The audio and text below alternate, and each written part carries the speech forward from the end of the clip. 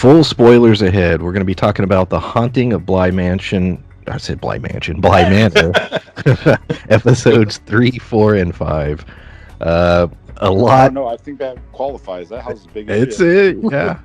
Is it y'all? Is mansion and manor the same meaning, or Like, yeah, what? what qualifies a manor? That's my question. I Yeah. think manors normally have names.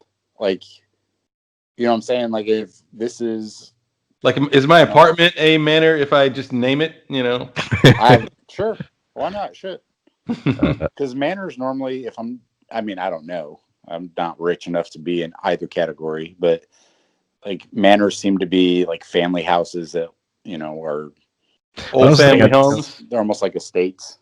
Yeah, I didn't know if it. Yeah, I don't know. Anyone in the listening, if you know the answer, put it in the comments below. Manor, a large country house with lands, the principal house of a landed estate. Ah, So That's the difference between that and mansion. So basically, that's still a mansion can fit that category, can it? I suppose it can, but I think from what it's saying that manor is perhaps a subcategory of mansion, given that it's a country estate with So X location. amount of land. Yeah, Okay. I think it's location based. All right. If anyone can clarify that, leave that in the comments. This is Pulp Mythos. I'm Brian here with Spencer and Larry, and we're discussing manors and mansions and the Haunting of Bly Manor, episodes Lifestyles of 3, the rich and famous. 3, 4, and 5. As I said up front, full spoilers. We're just going to be digging into these episodes. We got 2 more parts to this series that will both drop next week, episodes 6 and 7, and then finally the finale, episodes 8 and 9. Let us know if you like this format. We're experimenting with the whole idea of doing a show that drops all at once. Typically, we do shows that air week to week. And this is the first one we've done where, the entire series drops at once. Do you like it broken up into parts? Would you prefer, 1 or 2 parts or simply 1 part? We're trying to figure that out ourselves as far as what we like in terms of how to cover this. So, as I said, lots and lots of answers. I'm going to rattle. One question I have though before we Yes. start is, did anybody else, when I said lifestyles of rich and famous, start singing "Good Charlotte"? No, thank God. I forgot that was See, now you got the song in my head. I know. I was so mad because as soon as I said it, I was like, I fucking hate that song. But I was like singing it in my head. I just wanted to share that pain with until you just said that. I didn't even remember that was a thing, like at all. You're welcome. Yeah. There you go. Now it's going to be in my head for 3 days. Yep. I wanted to share that pain. As I said, we had a lot of revelations in these 3 episodes. I'm going to rattle off a couple, and then we'll start breaking them down. Rebecca is not the lady in the lake, although she is a ghost at the lake. Peter Quint was killed by the lady of the lake, and he is possessing Miles. And Hannah Gross, which we knew something was off, is in fact a ghost. Although there's a lot that we're not sure about, and we'll be discussing that. So starting with Rebecca, Jessel, and Peter Quint. Rebecca was the first au pair that came to the house. Peter Quint was basically Henry's, I guess his like right-hand man, his guy. What he didn't realize is Peter Quint is just as much of a piece of shit as Henry Wingrave is, and was, plotting, it appears, to rob them. No one realizes outside of the kids that Peter Quint is in fact dead, and is now haunting the manor and using Miles to do shit. And of course, Rebecca sort of had her tragic story. So, it's specifically Rebecca and Peter Quint. What do you want to talk about as far as that toxic ass relationship? Well, I think to go back to what you were saying earlier, maybe he did hire him knowing that he was a garbage person because, well, like we said before, he's kind of a garbage person. He may have seen the traits that we see in him as just kind of being, kind of bordering on cartoonish villainy as good traits in a human being. Because some people are like that, because he seems to be that kind of person as well, because he's never at the manor. He doesn't want to see his niece or nephew ever. Doesn't really seem to care. Just seems to be a responsibility that he's pawning off on someone else. And he's very much Henry is very much a classist. Yeah. There's a lot of elements we see between both interviews, whether it was Danny's or Rebecca's. The stain, or just even the way he was looking at Danny. Like I don't know, it came off as if he didn't look at her, whether it was that she was an American, that whether she was a teacher, what about her he just didn't like. Uh, he seems Well, to and look it down. wasn't, well, like you said, it was like looking down on her. It wasn't, and because when Rebecca first walked in and Peter was like warning her of all these things, my first thought was that he was going to be very like sexual and like kind of demeaning. Because he also said, if you want to get ahead, he alluded to where it was going to be, having to sleep your way to the top. That had nothing to do with that. It was all like classist. Like he's thinking that these people are beneath him, as opposed to what I was thinking it was going to go. I thought it was going to go in a, sexual manipulation angle, but it was not. It was all, you're poor, you're a piece of shit. Like, It did. Yeah, it did seem that way at first. But I don't know. Something about his personality seems like it really feels like he thinks everybody is wasting his time. yes. And I think that is an issue because he just doesn't care. Like he does everyone, and I was like trying to say three different things at the same time there, but he's always drunk. Like, so on top of being a classist, he's an alcoholic, and who knows what demons he's battling, because he doesn't ever want to know what's going on or go to the house or anything. He's just like, meh. So it's, we don't have his backstory yet. And I'm really curious as to further, because like I said previously, he's billed as one of the main people in this show, and we don't know shit about him yet. And this is 5 episodes. We're more than halfway through. And I mean, he's in the episodes, but we don't know shit about him still. So I'm thinking he's going to be one of the key players, and I'm not sure how just yet. Yeah, and I'm glad you mentioned that too, because I'm one of the major things that I've been curious about is why he's so reluctant to go to that house himself, because he seems very reluctant. Any sort of problem, he said, like he told Danny to call if there's any issue, and he said the same thing during the previous interview with Rebecca.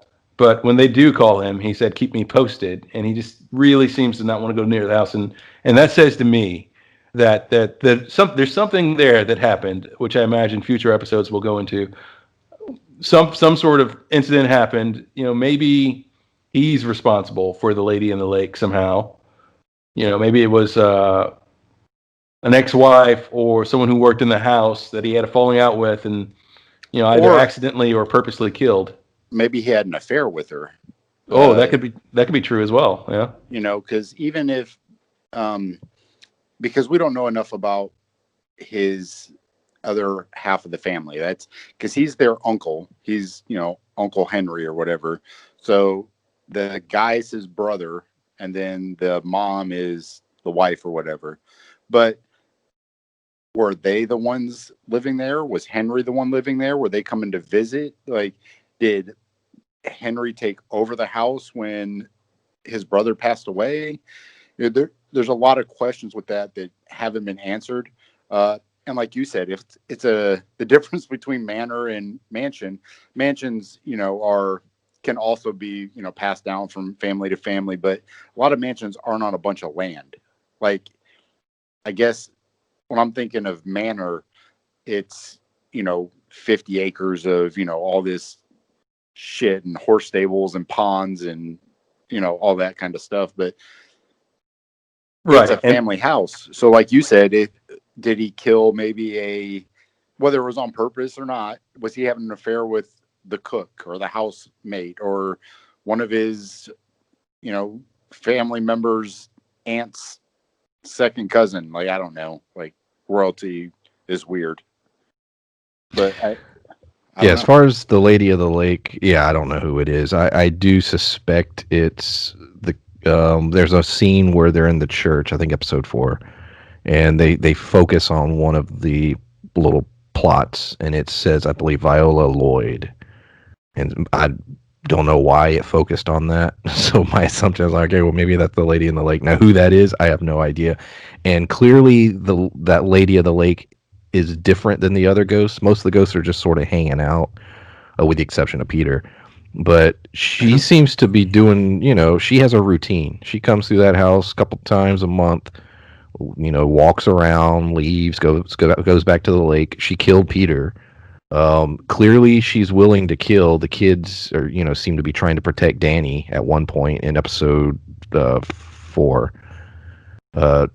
From her, she's different than the other. She seems to be more angry in that she's willing to kill. She has an agenda. Flora is afraid of her to a degree. Her doll is a little different than the other Peppa dolls. Pig. Yeah, Peppa Pig.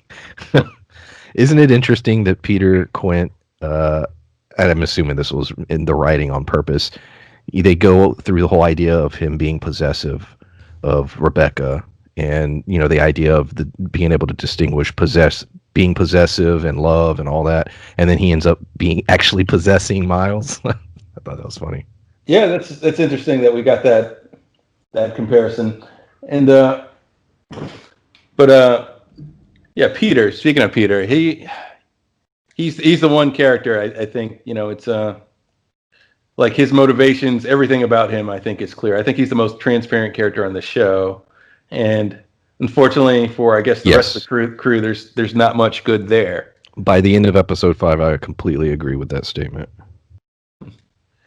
It's clear he's a bad guy, and like we were talking about earlier, he's two different kinds of bad guys that you typically see in media.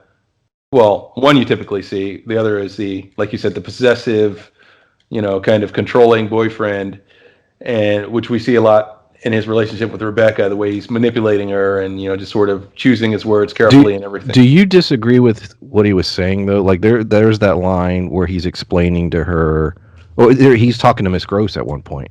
Mm-hmm. And then he's also talks to Rebecca, a similar conversation. The idea that he doesn't come from money in that way. We're the help. Well, it's funny because I'm trying to remember the word, because there is a term for it. There's like a literary term for what it is, but he's not saying anything that's not true, but he's bending it in a way that's untruthful, or dishonest, if you will. Yeah, because and I've never been in a class situation where I could basically hire somebody to answer my fucking door, but you look at things like Fresh Prince, which I always reference because I love that show. But, Jeffrey was part of the family. Just because someone's the help doesn't mean that they don't see them as more than just the help. Yes, they have a job. Yes, they're doing this. But just like in the 5th episode, when they were inviting Miss Gross to stay, they're like, hey, you can stay at the house. It's, there's a lot of things where they're always trying to treat them as part of the family. So regardless of whether or not Peter sees it that way, I felt that way for all the other characters, that they weren't just the help. They were. But what I was meaning, I don't think he's necessarily judging that specific family. I think it's more broad. He's just basically like, hey, life's shit. They're the haves and have-nots, and you got to do what you got to do. And if I have to rip them off, so be it. Well, yeah, and justification. And that's where I was going with it too. That in general, he is correct, and it's the sort of thing. This family may well have been different, and I think the show is showing them to have been a bit different. But by and large, you cannot assume that I work here. I mean, it's like falling in love with your company. Walmart will always do right by me. Like they'll never replace me, or. Well, I broke my leg, but I'm sure they'll find something else for me to do.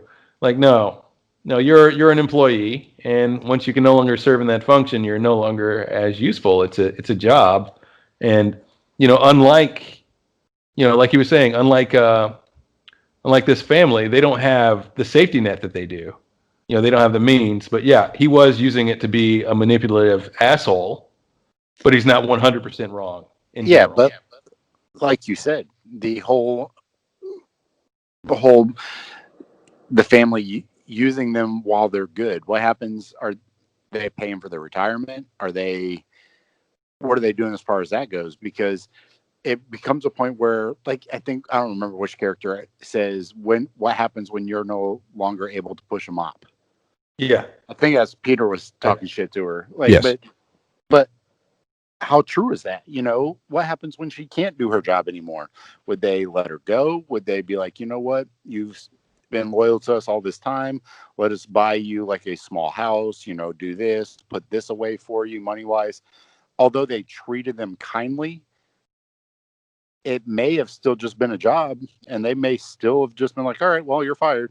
So I don't know. it may be the sort of thing where they're callous enough because they're not thinking from her perspective, and they don't really understand her needs because they've never been part of her particular class. So they may think to themselves like, well, we're going to fire her because she can't do her job, and we will remember her fondly, and we'll send her a thing at Christmas. It makes into that. We'll send her a turkey. Peter also reminds me a lot of Charles Lee Ray, the villain in the Child's Play films, the one who possesses the Chucky doll. Yeah. He in that he's this villainous sort of character, and he's trapped in Child's Play, obviously, in Chucky, and in this situation, Miles. Like it's there's that moment of frustration where Miles, he's in Miles, and he's just like trying to smoke a cigarette, and he's just like, it's a nice day, fuck off, leave me alone, I just want to smoke a cigarette. Or at the table when he gets pissed that he can't have a glass of wine, like he's just trying to live his life, and he's stuck in this kid. That's the only means he has to do to live, essentially, and he's really pissed about it. I don't know. I thought that was funny. Oh yeah, I thought it was hilarious. But then especially the smoking sequence. But then he does yet what Chucky does. He kills who he needs to kill, and he in fact kills Hannah Gross. And episode 5 is a mind fuck of an episode. Yes. Where she's bouncing around. Is it memories? Is it her as this ghost? I don't know. We all had different thoughts on it. We discussed it before we started recording. But by the end, I think we all agreed that she was killed in that well by Peter through Miles, and is now a ghost trapped at the manor. Yeah. And it's the sort of thing where it just shows how much of a sociopath that Peter is. He is very much a sociopath, which goes into the whole manipulating the idea of the Wingroves. They're not like you and me, and manipulating, because he doesn't give a crap about Hannah or anybody else in that manner, or his particular social class or anything. It's all a ploy and manipulation. And when he's inhabiting the body of someone else and knows that he can get away with it, he kills her. Because it becomes too much of an inconvenience for him. Like I said, that's just very indicative of who Peter is as a person. A giant piece of shit. Yeah. Yes. Like which given that we've seen how shitty he is so far, and we have no idea what the deal with the woman in the lake is at this moment. Like is Peter, I mean, I know he is now, but will he remain for the rest of the show, or primary antagonist is what I'm wondering. No, I don't think so. You don't think so? No. I think that Peter is a key player, but to me, whoever the lady in the lake is, because she's the one that killed Peter. True. So whatever caused her to be the bad guy, I think is the bad guy. So whether it's, like we were saying, maybe it's Henry, maybe he killed like this, help or somebody when he was younger, maybe an ex-wife, like you said, something like that. I think that those kind of things would indicate that maybe the main bad guy is Henry. But who's to say it was Henry? It could have been the uncle, the mom. Like, it could have been any number of people. Could be much older than that. Yeah, it could be, their great-grandfather, because it's, like we said, it's a manor. So it's been in the family for a while. It could be a family curse type thing. But the thing is we've seen the ghosts we're assuming we know the mom is a ghost. The mom's there, but I I don't haven't heard know. them reference the dad. Well, that's a great because they point. said they don't know where either of them are. Well, Flora has a line where when Danny confronts her at the church and she's looking at some graves and stuff, and she's like, your parents are with you, and she just sort of looks around oddly and it's like, no, they're not here. Yeah. Yeah, so my assumptions is that they're not there as ghosts at all. Yeah, so that was to say that they're not around. Who's to say they're not still alive? Who's to say this isn't all their fault? Like I don't know. And that's what leads me to that line from Flora, though, is that's what leads me to believe that, either, like you said, potentially they're alive in some way, or, if they are indeed dead, they're not on the grounds of the property. Maybe they were. I think even if they are dead, they didn't die there. So yeah, she mentioned they were on vacation when they passed or whatever. I don't know where vacation was, but it must have not been that great. But they so I don't know. I don't know if it's alluding that they are not there or that they're dead, or that her saying that they're not there means that they're not dead. Like, I don't know. Well, that plays into my idea, and this word only comes up, because you guys said it earlier. So not 100% original idea for me, but that God, I can't remember her name right now. The little girl that plays Peppa Pig. Flora. Flora, yeah, that Flora is a medium of some kind, and that's why she can see all this. That she's one of the few characters that isn't possessed in any way, but she does have the means to perceive these things. Yeah, I don't know. Yeah, that's what I'm thinking, given the totems and everything else. She seems to be, if any character is in the know about what's actually happening, she seems to be the one. I think Miles knows a little bit, whatever she tells him, and then obviously, because when Miles is possessed, he doesn't have memories of the possessions. He's constantly coming in and out of being Peter, and there's several points where he's like confused as to what happened prior because Peter was in control. He has that reference to having a nightmare that he hurt Mrs. Gross. We now know that was actually him killing her and not realizing it. But yeah, I would agree. Flora is legit. There's I can't remember what episode, maybe 3 or 4. There's an episode where Danny's putting Flora to sleep, and if you pay attention, one of the dolls on the floor turns its head. And like I saw it, and I was like, oh shit, and I rewound it to just double check, and it's so subtle. But they do that a lot around Flora. Like there's always shit moving around and little creepy things. And just like we said in one of the first 2 episodes, where it was the thing that was when she was trying to hide, and the thing sneaks behind her, and she's like, "Shh, what the fuck is that?" Yeah, Flora. So the dollhouse is a tool of hers. I think like you said, I think she's sort of like a medium, and it's a tool that allows her to see where the ghosts and the people are.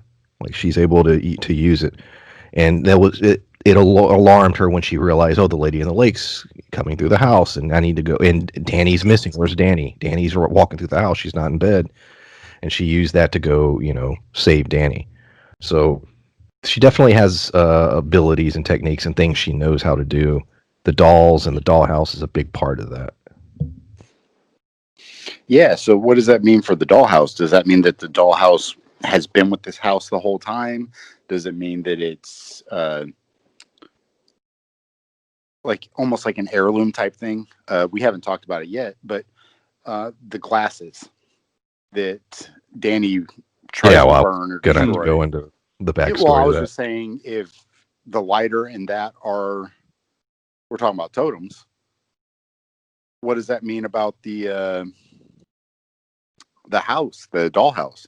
Could that be a totem? Yeah, it's a good question, because seeing how it seems like every room in that dollhouse represents a room in the house, it may be an old family heirloom or something.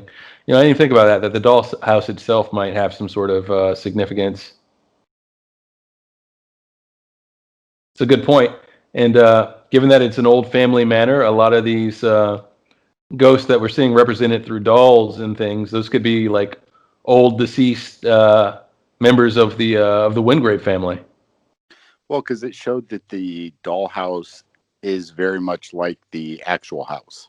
Mm-hmm. Like it's the same. So I don't know if, it's 100 years old and their great grandma's cousin's kid played with it. Like I don't know, but it would make sense for me if it was with the house for a very long period of time. Maybe it is a totem, because we do see like kids. It looks like dolls and smaller people playing with it. Ow, quit biting me, fucker. I moved my toe. McGruff saw my foot and tried to bite my toe. So who's to say that dollhouse itself isn't a totem of maybe another child or something like that? Because we talk about how Flora is not possessed. What if there's another? Maybe it's not like a Peter type person that's possessing her. Maybe it's like a kid, like another kid that's knowledgeable. Well, you got me thinking, but McGruff is Spencer's dog. If this is your first time listening to the podcast, Yeah, I don't have a kid. There's not a little man. Bite my toes. Yeah, there's not a little man biting his toes right now. It's a possessed doll. But you got me thinking that perhaps that's an heirloom. Perhaps the dolls are also heirlooms, and that perhaps this ability that Flora has been passed throughout the family. Just I don't know, either genetically somehow or something. And and those are old dolls that past members of these families have created to represent people that those family members have inhabited in a way. Yeah, so the only way to get rid of all the ghosts, if they showed us correctly, is to burn the house down.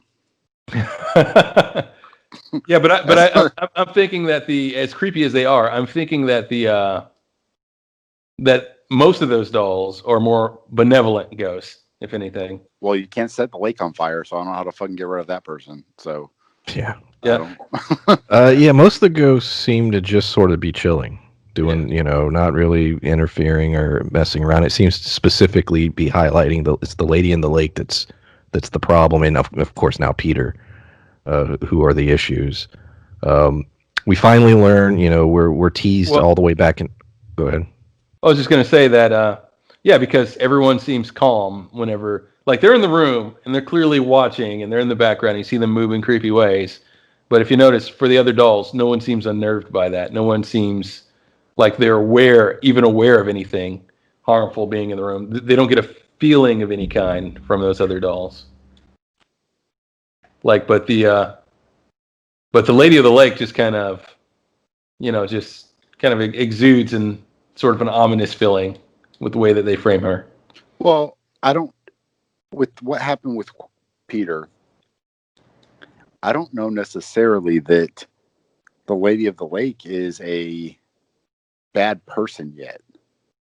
She might be not necessarily the mom, but like maybe a mom. Maybe she was one of the old caretakers that cared after the kids.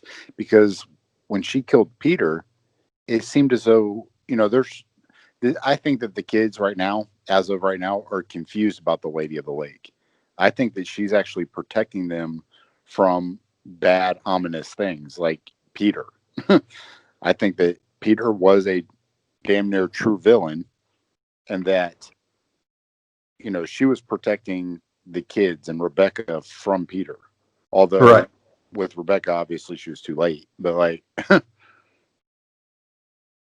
yeah, I agree with you, because it seems like either she's a protective force or she's the kind of character where you can't interrupt her routine, or it'll cause you to do something like what she did to Peter, because Peter was in her way and she, snapped his neck and everything and dragged him to the lake, because she's been right behind Danny at points, just walking by, and nothing happened. Like the last time the kids got up and were like, "Oh, I had a bad dream," and etc. She was right behind them. I'm pretty sure she could, if she wanted, she could clearly perceive them, and she didn't do anything. So you may be right there. She may be more of a protective force than we know, but the kids are just unaware of what her purpose is. They've seen her commit an act of violence, so they're weary of her. and it would make sense that uh, Peter, so Miles, is terrified of her because, Peter is. yeah, because Peter was killed.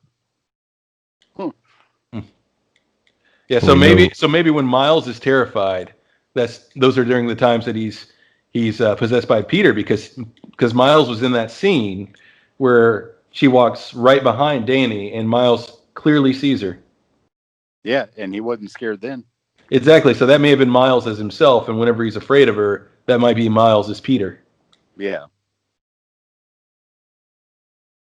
We know Rebecca's ghost hangs out by the lake.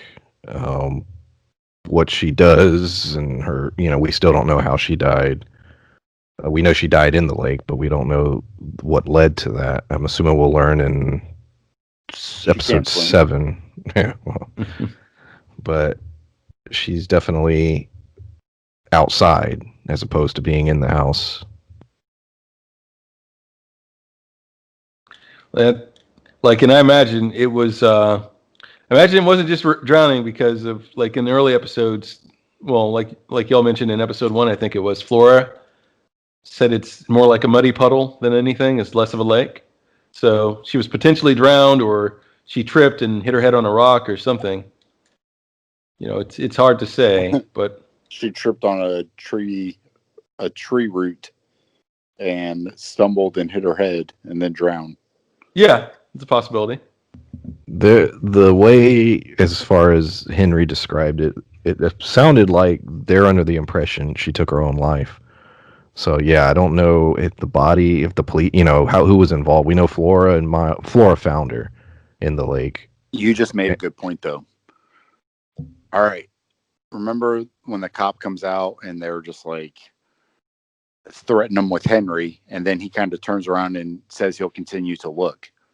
The fact that they did not find Rebecca, or the fact that they're just like, oh, she just killed herself, seems as though Henry could be a bigger bad guy and has, police on payroll, kind of runs shit in that area, because the suicide thing seems very suspicious given what we've seen so far. And It, then on top of that, the tying into what you just said to the police search when they were looking for Peter, that seemed like bullshit too. yeah, it is a little suspect, and it's either they're afraid of him because of his money and status and everything, and because he's probably connected as a barrister, because he seems like he's, you know, fairly well connected to some degree, and it's either that. Well, I mean, it's probably that 100%, but he may be covering, like you said, for some of his own crimes, and if he's responsible for Rebecca as well. I mean, we don't know if maybe Henry is like a full on Jack the Ripper here or what, if that's the case. Like, but Who knows? Shit, he might be the ghost, and he's just killing everything. And maybe he died in his office and he can't leave his office. Oh shit, maybe. oh, God damn. I would say you just made a joke, but that may be true. Yeah, that might be like, yeah, call me. He wants tabs because to some degree he actually does care, but he can't actually leave. He's stuck. He went to the bar and met Danny. That's true. Well, yes, So but he could be dead now. There could be a totem there, Maybe, yeah, maybe he's got like a lock of hair on the shelf somewhere or something. like, or an old unpaid bill. That's just Or maybe, like his tab's not paid yet. or maybe the the bar owner has like this old mug because he had a crush on Henry or something. Was just like, you know what, I'm going to keep this for forever. Like, that's Henry's mug. He loved that, and he just keeps it on the shelf because Henry was a regular. I'm just saying, in Harry Potter, you could travel. Even the ghosts can travel in between their portraits. So maybe Henry has a portrait. You see, the portraits are a big thing in this. It's all through the trailer. So maybe he can only be in his office because there's no pictures of him at the house. And then he can travel to the bar because maybe he donated some money to that bar. So he's got a picture there. Like, or he won one of those wing contests. He ate like 100 extra spicy wings, and They put his face on the wall. Right. We finally find out going back to the first episode, what is haunting Danny? We get a whole backstory episode with flashbacks that Eddie or Edmund, she was a little kid she knew who wore these those glasses, the Harry Potter glasses as you called them.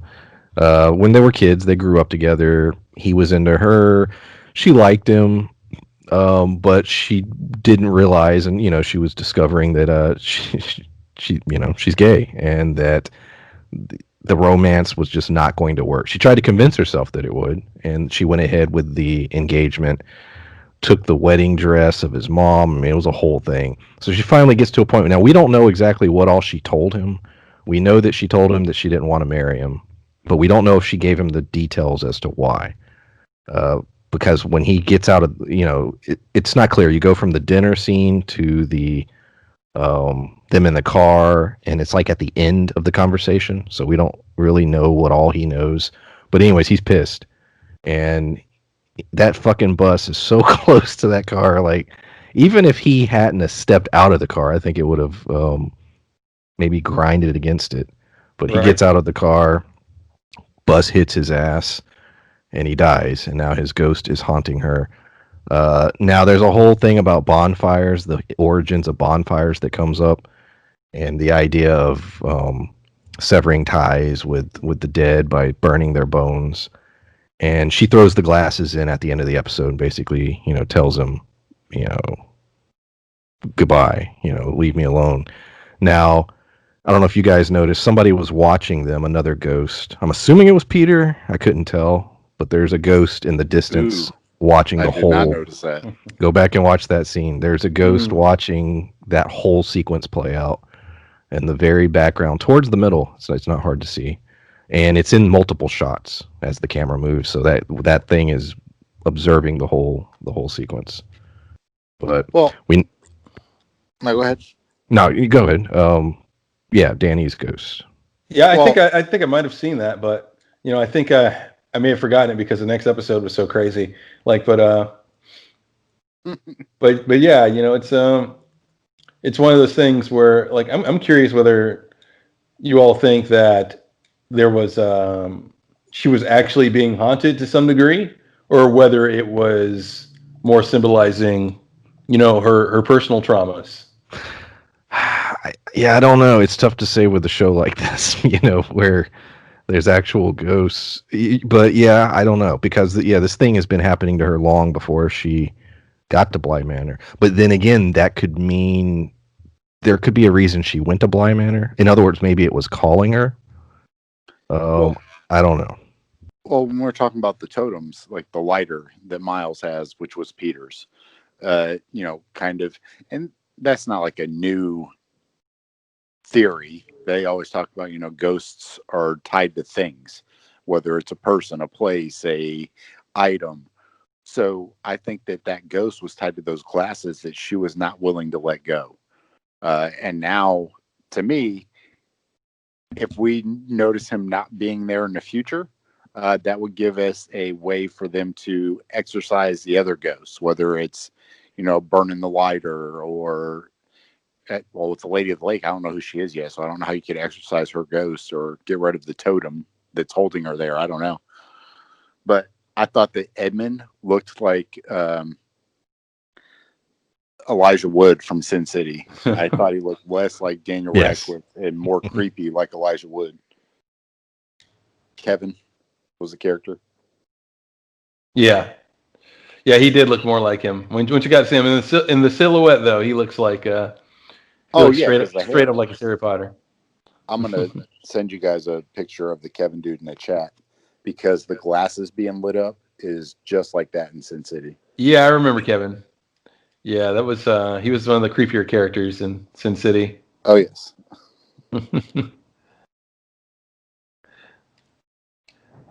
Do you think his ghost was? See, we get it in episode 5 where we sort of get a glimpse into the life of a ghost, sort of. At least I think that's what they were trying to show us with Hannah Gross. So, do you think in his world he's Reliving that moment. Yeah, like I don't know, like what is their relationship? as far as in his mind, because we never get his side as far as after he's dead. We don't get that ghost perspective. We're only seeing it from her side, and he keeps bothering her. And in her mind, she's done with him. She's like, I need you gone. And matter of fact, she's hooking up with Jamie, and he pops in. So was he popping in? Was that a trying to stop them, or the opposite? Like, yeah, go ahead. I'm cool with it. Like, I don't know. He's like, I'm cool with it. I want to be here for this. There's a good moment for you. But that was. Is he trying to help her move on, or is he sort of trapped in this weird? Is it a possessive thing as well with him? Talk about Owen. I think potentially, but because he died, he may still be in that state of the same state of mind, like he never got to adjust to it in life, so he may still be hanging on, like you said, because he wasn't over the relationship when he passed as suddenly as he did. So no, because he was still quite upset before he stepped out of the car and got hit by a bus. Yeah, so if anything, he's probably still in that state. Probably still a bit upset and everything, and and if it is like you all, well, like you're alluding to, and if he's repeating that period over and over again, yeah, then he's in a constant state of anger and confusion. Well, and if he gets to basically not only relive that memory, but relive other memories that's with her because she's the one holding the totem, how would he ever be able to let go? He's always going to be like confused because he feels like she's never letting go because that's the only thing he knows. So if you go back to Hannah Gross, how she's really confused and she's like struggling, he would super be struggling because the only thing he keeps seeing is her. Well, yeah, and but I will say to talk about Hannah that I do think that part of her issue may be that she's dealing with dementia as well. Much like which would explain some of the confusion why she does the interview over and over again. That she remembers, wait a minute, I did this, have deja vu because Owen at home he does the same thing with his mother as well, which would explain why when she acknowledges that she's repeating this again, it's not that the moment's happening again. It's that Owen is trying to confuse her worse, realizing what's going on with her to some degree, is having that conversation just to sort of ease her mind and to make her more comfortable. Because which would explain why once she realizes that that's what she's doing, why he seems to respond differently each time. Like once she goes, "Why are we doing this again?" And he goes, "I don't know. You tell me. Why are we doing this again?" Because he's starting to get frustrated because he does this at home and then he comes to work and he does this with her.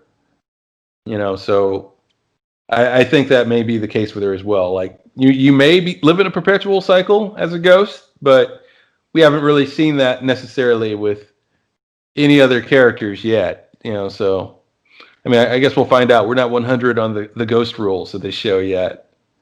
Yeah, I don't agree with that necessarily, but I have no explanation as to the Owen stuff in that particular scene. I felt that the analogy, it was more of a symbolic thing with him explaining his mother's condition and it being similar to what a ghost's life. The idea of no past, no future, it all blending together. I think what you just said, Brian, makes sense too, because I still hold firmly that Owen's at the beginning of the show giving a speech. Mm-hmm. So I don't believe that he's a ghost or anything like that. But like you said, kind of making the allegory or the comparison that being a ghost is similar to having Alzheimer's, where you're basically living with no recollection of the past and no real recollection of what are things to come, because they show her living in moment to moment, where when she wakes back up, she's kind of confused because she doesn't know where she's at now. Each memory is, I mean, each memory is a memory. And you talk about people with Alzheimer's, they think that their kid is their grandkid or their grandkid is their kid when they were younger. So they still remember stuff, but it's almost like an inability to create new memories. Well, every ghost that we've encountered directly, Peter, Rebecca, well, sort of. Yeah, we've seen Rebecca as a ghost. Edmund, Gross, all of them. They all seem to have different rules. I They was do, thinking about, which is even the which Lady is of the the Lake. problem here. Yeah, because They all she seem to has her operate. routine. Yes.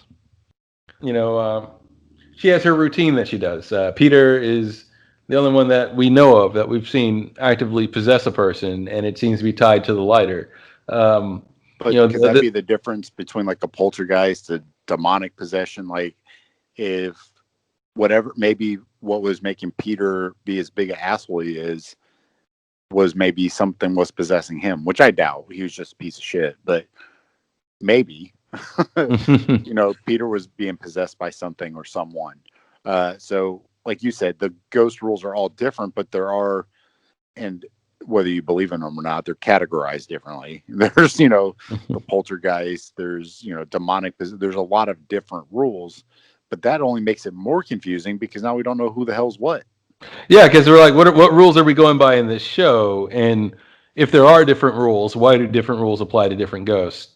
So that's what makes it hard to say. I'm just saying, like one way or another, that could be the situation. She could be a ghost that is still in the state she was when she died, which may be like a state of mental confusion, which is why One she appears to way zone out, or which, another. which is why she zones out sometimes, and we have situations where she doesn't seem to know where she just snaps back to because that's how she was in life. Because Peter very much seems the same, but again, we know that we're dealing with different rule sets, so hard to say. Going to need a few more episodes before we figure that one out.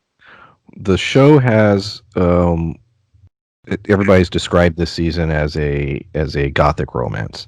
I've written down the three primary romances, and I'm curious if there's one we're missing. Is the Lady in the Lake tied to one? Is Henry tied to one? Obviously, they're characters we don't really know much about yet. But clearly, you have the Rebecca Peter, toxic relationship. You have the Danny Jamie one, which I have a feeling is going to end tragically. We know Jamie. I'm assuming that's Jamie telling the story, but I don't see Danny with her. So don't know how that's going to pan out. And then we have Hannah and Owen, which clearly also there's a sadness to that. We already know because Hannah's dead. So uh, do y'all agree with everybody's saying gothic romance? This clearly seems to be the theme of the season thus far. Well, I don't think that has to only be one character. Who's to say it's not, No, multiple I'm not ghosts saying what we it. I'm call. saying it's the Yeah. theme. Yeah. Oh, I believe it. It's, so far, what they've given us, that makes the most sense. Yeah, I mean, it's one of the major themes of the show. I'm sure it's definitely one that seems to be clear. Like so, no disagreements on my part. Like, but I was surprised you guys didn't see the whole Jamie and Danny romance earlier. Like they laid that out in my opinion. Like like last episode, y'all seemed like when I mentioned the monologue and everything, like you didn't see it. Like you thought it was going to be an Owen and Danny thing. Like when I I thought saw it, that. but I couldn't. I already told you I watched episodes ahead. I didn't want to confirm or deny. I didn't want to tell you. Be like, oh yeah, you're right. I couldn't say anything. Like No, I Brian didn't didn't see do it that. at all. Not even a But little. but did you see it before you saw the episode though? No. Like did you expect that coming? I don't know. I watched like the first 4 episodes back to back, so it's hard to say one way or the other. Like but yeah, it does seem to be a thing. Do you think Danny's story ends tragically? I don't think any of the stories end well, except for maybe children. Well, even in the first one, like there was some stuff that ended happier, but nothing was ever really happy. And I think this is going to be the same way. Yeah, I never saw the first season, but I get the feeling from the show that nothing's going to end happy. That if things do end happy for like the kids or one of the kids or something, it'll be due to a great deal of sacrifices from like Danny and some of the other some of the other better characters. Like if we said like if perhaps the Lady of the Lake is an issue that's caused due to the uncle's actions. We'll get a good ending after all the bad things happen to everybody else because he finally decides to come home and atone for what he's done. But we won't have an all-out happy ending, I don't think. No, if it is in fact, like I said, I'm just basing this off of some review highlights. Gothic romance, they don't end happy ever. So yeah, that's basically all I have. Anything else you guys want to talk about regarding episodes 3, 4, and 5? I think we pretty much covered most of what happened in these episodes. I do, but I was eating a piece of garlic bread. Hold on a second. You have some other Talk ideas? about horoscopes or something. So a theme of so they always end tragically. Like that's a gothic romance staple for what you're telling me. Typically, yeah, something like Dracula, for instance, Gothic romance. Yeah, they usually don't have a happy ending. Well, I think as happy as we're going to get is, someone like clearly that's someone's wedding, and that gets to happen potentially because of the results of what happens in this show. Well, yeah, because you could have an ending where there's a happy thing, but there's still a sadness. That's the idea. Oh, you saw Crimson Peak? Yeah, that's a good example of a Gothic romance. It ends. Yeah, well, I don't want to spoil that movie, but it's a great ending. If you haven't seen it, check it out. But there's a sadness. That's a little bit newer. That doesn't fall into. It's not super old, but it's still one that somebody may have not seen it, and it all relies on the ending. Well, that's what I'm saying. That's not like a 1970 Amityville horror that I ruined for somebody. The ending is the whole thing. Oh, you had something, Spencer? But I think going forward, it's the storyline that I'm the most interested to see is not what happens with Danny, because for them to show Jamie and Owen, I think that's leading us to believe that she's no longer around. But I'm super interested to see what happens with Henry. Whether he becomes the villain, the bad guy, whether he's really even around, like I don't know. Henry's is the storyline that intrigues me the most by far, because I'm not 100% sure that. I mean, clearly he's not as innocent as they're making him out to be. Like, there's, he's just this classist. No, I mean, I think he's done some bad shit. And I want to know what that bad shit is. Because it seemed like since episode 1 that Henry does a lot of double talk. He'll say something that means more than one thing. And there's clearly a story there. And I imagine we're going to get an extensive backstory. Otherwise, we're just we'll at the very least get an understanding of why he doesn't want to be at that manor, or why he's not smart, why he's smart enough to avoid it, if anything. Yeah, because who's to say that he doesn't necessarily, he's not doing it. He's not staying away because he wants to. He's staying away because he knows better. That's what it seems like. Like he knows stuff and he's like, nope, I hired other people to handle that. Keep me posted. I'm not going there. Which says to me, even if he didn't see a lot of the supernatural things we're seeing going on here in the show currently, he's seen similar things in that house. Yes. Y'all hear my asshole neighbor revving his engine? He does that shit all the time. Letting you know. Audacity to talk shit to me. Never mind. Right, yeah, you're getting personal there. He's like, I'll teach you to podcast loud as hell in the middle of the day. But in your bedroom on your phone. That's our review of The Haunting of Bly Manor, episodes 3, 4, and 5. Like I said, we got 2 more parts, and this will be wrapped up by next week. So if you're listening along, hit that sub button so you'll know when those episodes drop. We got Lovecraft Country season finale Sunday night. Very sad that's going to be over. Still no confirmation on a season 2. I checked, And what else we got? The Undoing starts the next week. We got Mandalorian coming up in a couple weeks. So yeah, lots of content. So yeah, thanks for listening.